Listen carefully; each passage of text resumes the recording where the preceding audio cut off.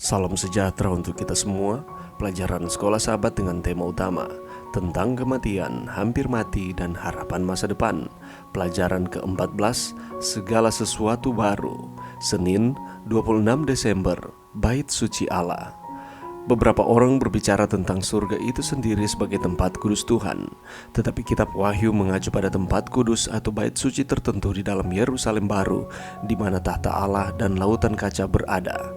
Di sana banyak sekali orang-orang kudus dari segala bangsa, suku, kaum, dan bahasa akan menyembah Allah selama-lamanya. Bandingkan Wahyu 7 ayat 9-15 dengan Wahyu 21 ayat 3 dan 22. Bagaimanakah kita dapat menyelaraskan gambaran tentang kumpulan besar umat tebusan yang melayani Allah siang dan malam di dalam bait sucinya dengan pernyataan bahwa Yohanes tidak melihat bait di Yerusalem baru? Tempat kudus atau bait suci selalu menjadi tempat para penghuni surga menyembah Tuhan. Tetapi dengan munculnya dosa, tempat kudus itu juga menjadi tempat di mana keselamatan ditawarkan kepada umat manusia. Ketika masalah dosa selesai, bait suci surgawi akan kembali ke fungsi aslinya. Dalam Wahyu 21-22, Yohanes Pewahyu melaporkan bahwa dia tidak lagi melihat sebuah bait suci di kota itu, karena Tuhan Allah yang Maha Kuasa dan Anak Domba adalah baitnya. Tetapi apakah itu berarti tidak ada lagi rumah Tuhan di mana makhluk-makhluknya dapat datang dan memiliki persekutuan khusus dengannya? Sama sekali tidak. The Sanctuary to Behold the Beauty of the Lord, dalam The Word Searching Living Teaching Jilid 1 halaman 31. Kitab Wahyu memberikan perhatian khusus kepada dia yang disembah dan mereka yang menyembah dia. Ibadah surgawi ini berpusat pada Allah dan Anak Domba. Selalu dan sebagaimana mestinya, Kristus adalah fokus penyembahan. Para penyembah adalah orang-orang yang telah keluar dari kesukaran besar.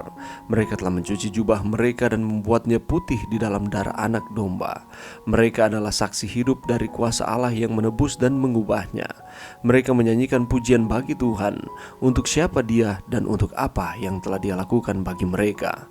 Wahyu 21 ayat 3 berbunyi, "Lihatlah, kemah Allah ada di tengah-tengah manusia, dan ia akan diam bersama-sama dengan mereka. Mereka akan menjadi umatnya, dan ia akan menjadi Allah mereka." Ayat-ayat ini mencerminkan banyak bagian lain. Apakah artinya bagi kita sekarang yang masih di bumi ini bahwa Allah akan menjadi Allah kita dan kita akan menjadi umatnya? Bagaimanakah kita menjalani kebenaran yang menakjubkan ini sekarang? Pelajaran yang bisa kita dapatkan pada saat ini, kalau kita membaca di dalam Wahyu pasal 7 ayat 9-15 dan Wahyu 21 ayat 3 dan 22, kita akan dapat melihat bahwa ada kumpulan besar umat tebusan yang melayani Allah siang dan malam di dalam bait sucinya, di dalam Wahyu 7 ayat 15. Tetapi kalau kita melihat di dalam Wahyu 21 ayat 22, di sana dikatakan bahwa Yohanes tidak melihat bait di Yerusalem baru. Kalau kita melihat definisi mengenai tempat kudus atau bait suci ini, ada beberapa orang berbicara tentang surga itu sendiri sebagai tempat kudus Tuhan. Tetapi kalau kita lihat dalam kitab Wahyu, mengacu pada tempat kudus atau bait suci tertentu di dalam Yerusalem baru, di mana tahta Allah dan lautan kaca berada. Dan di sana banyak sekali orang-orang kudus dari segala bangsa, suku, kaum, bahasa. Mereka akan menyembah Allah selama-lamanya di dalam bait suci tersebut. Dan kalau kita lihat di dalam Wahyu 21-22, di sana dikatakan tidak ada lagi bait suci. Apakah benar tidak ada lagi bait suci di Yerusalem baru? Kalau kita melihat fungsi dari bait suci ini, seharusnya bait suci surga selalu menjadi tempat para penghuni surga menyembah Tuhan.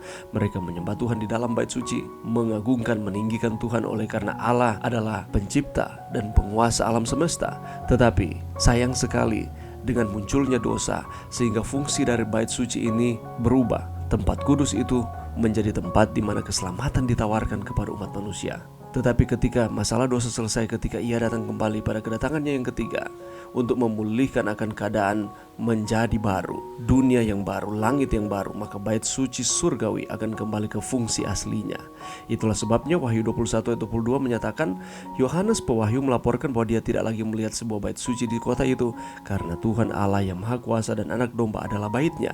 Tetapi apakah itu berarti tidak ada lagi rumah Tuhan di mana makhluk-makhluknya dapat datang dan memiliki persekutuan khusus dengannya? Jawabannya adalah sama sekali tidak.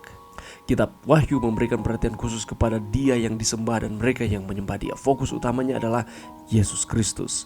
Ibadah surgawi ini hanya berpusat kepada Allah dan Anak Domba. Dan selalu dan sebagai mestinya, Kristus adalah fokus penyembahan. Kalau kita membaca di dalam tulisan Roh Nubuat, Early Writings, penulis rohani menyatakan bahwa Wahyu 21 tidak mengatakan bahwa tidak ada bait suci di bumi yang baru. Pasal tersebut khususnya ayat 10-27 secara khusus membahas penampakan dan karakteristik kota itu, Yerusalem baru yang turun dari Tuhan, dari surga ke bumi.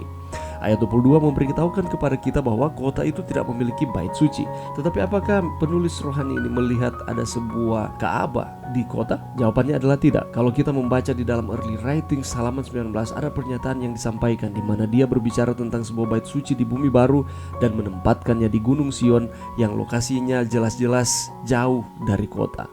Jadi bait suci tersebut lokasinya tidak berada di dalam kota Yerusalem baru, tetapi posisinya ada di luar kota Yerusalem baru. Statementnya menyatakan seperti ini: Gunung Sion tepat di depan kita, dan di atas gunung itu ada bait suci yang megah, dan di sekitarnya ada 7 gunung lainnya yang di atasnya tumbuh bunga mawar dan bunga bakung.